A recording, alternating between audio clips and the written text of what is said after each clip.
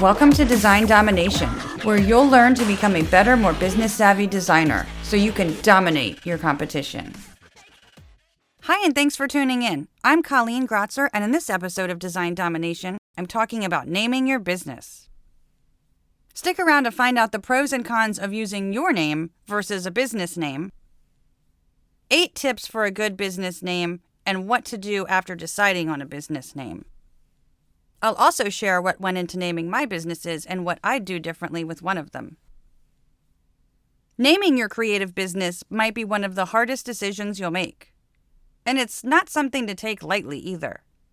It's the foundation for your brand identity.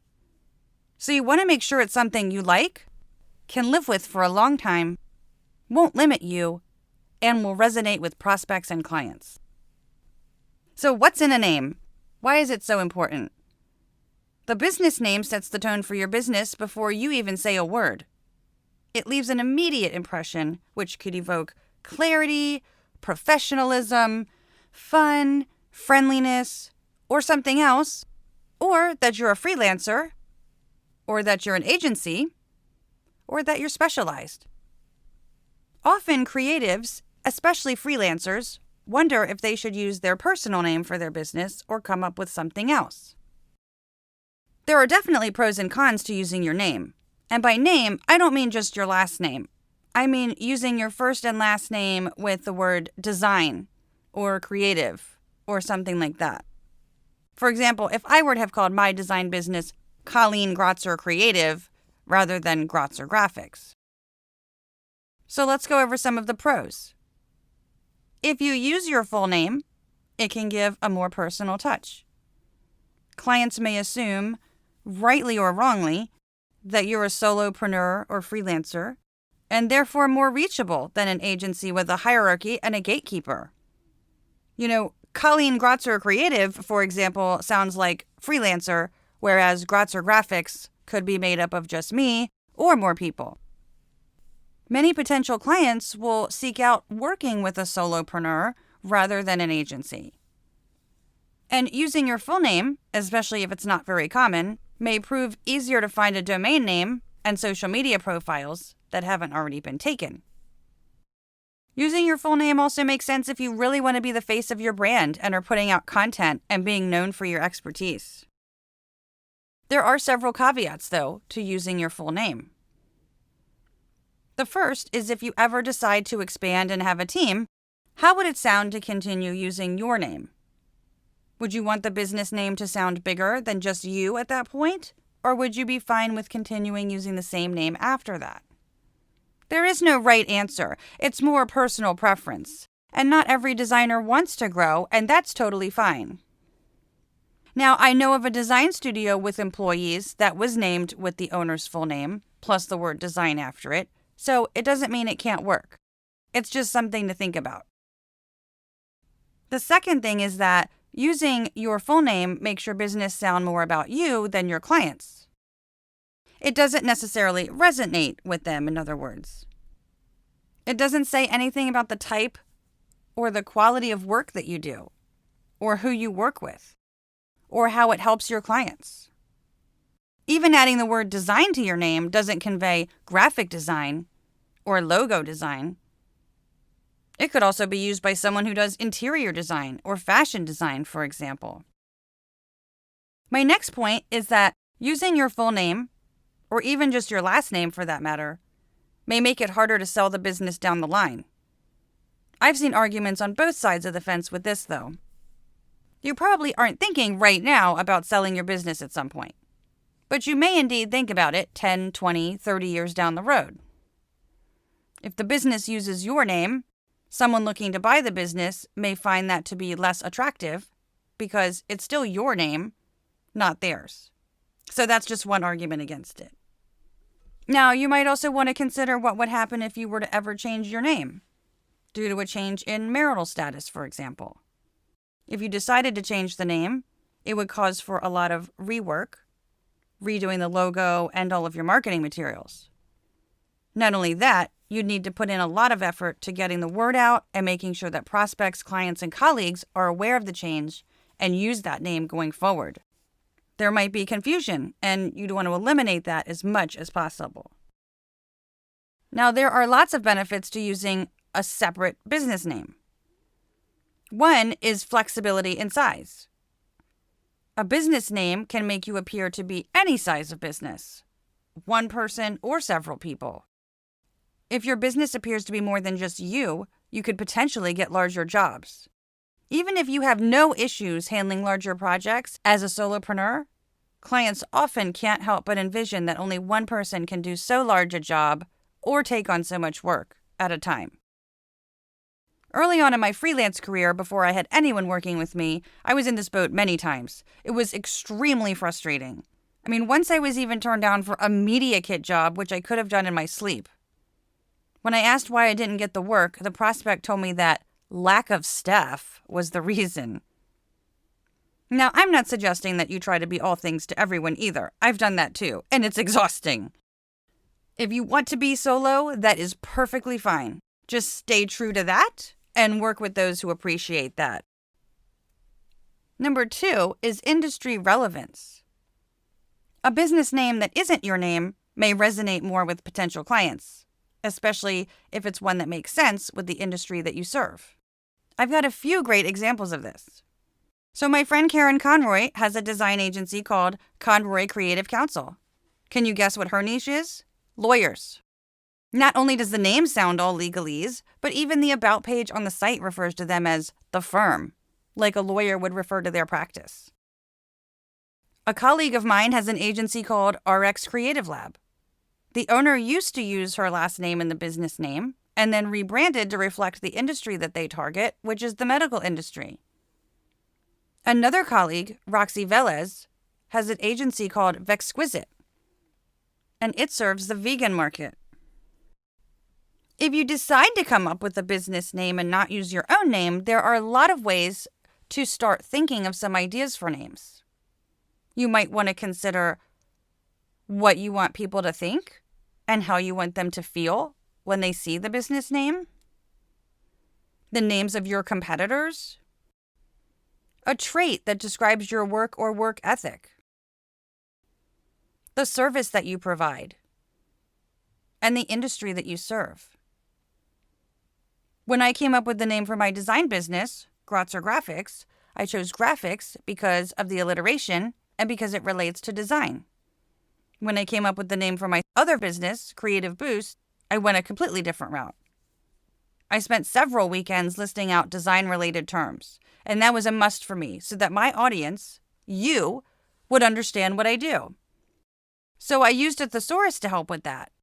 And I wanted a word in the name that conveyed feelings like uplifting, support, enhancing, and so forth.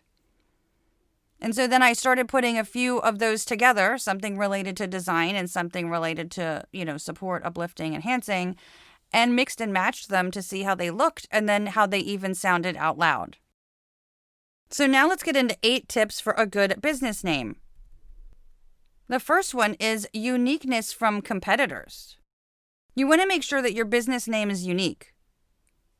That may require combining parts from, 2 words, for example, and making up a whole new word entirely. But you don't want to end up with something that, while it might be clever, could be confusing to potential clients. Clear beats clever and confusing any day. The second one is availability. Availability is vital. While deciding on a name for my business that eventually came to be called Creative Boost, after coming up with a few ideas, I went and searched online to see which names, if any, were in use anywhere. And I wanted to check to see if it was being used by anyone in my state, by a similar type of business, and which domain names, if any, were available for it. And that's how I ended up having to use a hyphen in the URL to get a .com. I also bought other variations of the domain and redirected them to the main one, the .com. And by the way, if you need to buy a domain, I really recommend Namecheap. Not only are their domain names cheap, and hey, that's a good business name right there, but their interface is really easy to use. Besides the availability of the URL, though, there's also the potential that another business in your jurisdiction is using it already. In the United States, I think, but I can't remember, and of course I'm not a lawyer, that two businesses may be allowed to have the same name if they're in different states.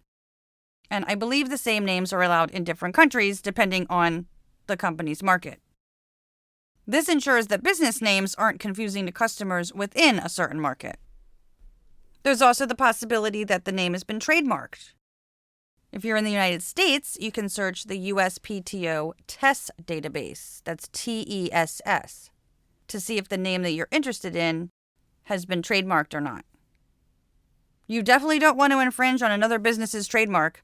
That would be costly not only in terms of legal fees and damages, but also in terms of having to rebrand your business. I talked about this with lawyer Matt Johnston in the episode Tips About Trademarking Logo Designs. It's also a good idea to check the availability of various social media profiles.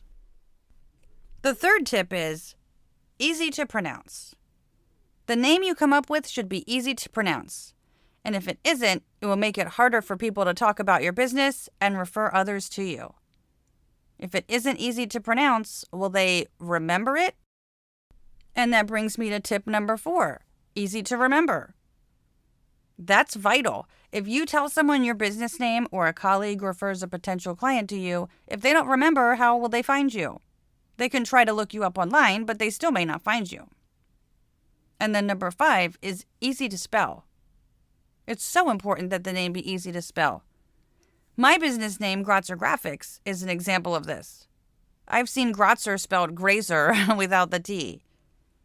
And if there is the potential for a misspelling, it would be a good idea to buy URLs with those misspellings as well.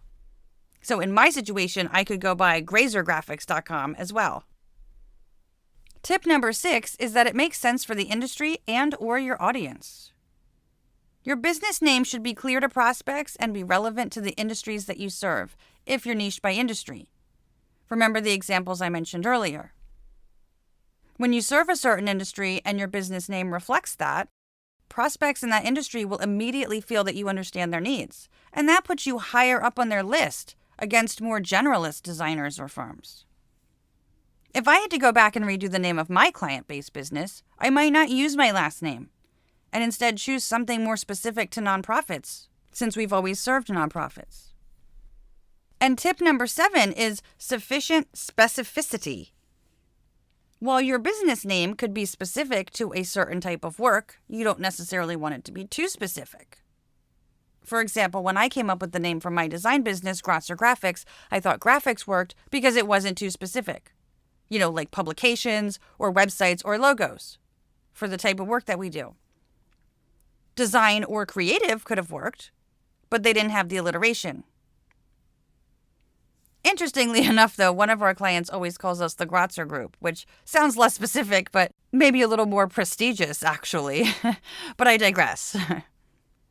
You can use specificity in the business name to your advantage. Let's take a look at a designer who's leveraged that. Famous logo designer and author Jeff Fisher. His business name is Logo Motives. That's his focus, and his business revolves around branding and creating logos for many different purposes. That makes perfect sense. If you make the name specific to a service, just keep in mind that if you later change or add to your services, your business name will no longer reflect that unless you change it. On the other hand, you don't want your business name to be too generic either, such as Best Logo Designer. If someone searches online for that, businesses may appear ahead of yours in search results, making it hard to be found. My 8th tip is no negative connotations. There are cases that you can make for and against this, but typically I think it's good to avoid negative connotations because it could turn off potential clients. When Chevrolet was coming out with a name for the Chevy Nova, they called it Nova. And in Spanish, that means it doesn't go. So, that doesn't work for a car, but you could make it work. So, for example, Pia Silva's company is called Worst of All Design. It originated from her partner's last name, Wasterval. When he was in college, his friends happened to give him Worst of All as a nickname. It's unique, it's clever, it's certainly memorable. Now, once you've decided on your business name, you'll want to take several steps. Design a logo, buy domains, including those that, have a misspelling if a word is going to be commonly misspelled, so that you can redirect them to your main domain. Create social media pages. Register the business name with your local jurisdiction. Decide if you will make it a limited liability company, a corporation, a limited partnership, etc. I definitely recommend talking with a lawyer and accountant to see what's best for your situation. Consider registering the business name as a trademark to protect it from use by someone else. Apply for a business tax ID number. In the U.S., this is called an EIN, and you use that in place of your social security number. Apply for a business license and/or sales and use tax license, if required in your jurisdiction. Start doing business in your business name. Add it, or if you're changing it, change it on your website, email account and email signature, social media pages and profiles, Google My Business page, letterhead and business cards, estimates, contracts, proposals, and invoices, bank accounts, credit cards, and online payment gateways. Those will need to be set up as business accounts if you don't have them set up that way already. And then client-facing online accounts, such as any proposal software that you're using. And then the phone book, if you have a listing there, and any online directories where you might be listed. You may also want to check out resources provided by governmental organizations near you. In the U.S., check out the Small Business Administration. What you use for your business name won't guarantee your success, but there are definitely some practices to avoid, as I mentioned. I really hope this was helpful, and if it was, please do me a favor and share it on social media or with a friend and leave a review. I really enjoy creating this content for you, and if you do that, it will really help me out.